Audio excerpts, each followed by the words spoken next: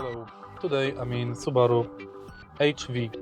In this video I'll show you how to connect your car to Wi-Fi. In the beginning, set up Wi-Fi hotspot on your smartphone.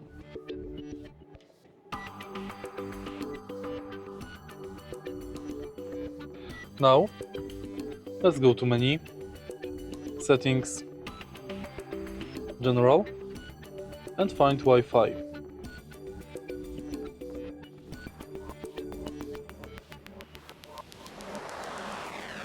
Add a new network or select available one. Now connect your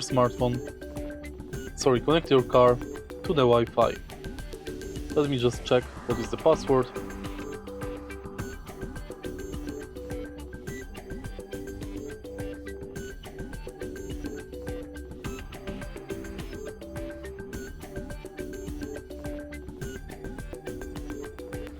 Thanks to Wi-Fi connection, you can use DAB radio, you can update software, or you can browse internet.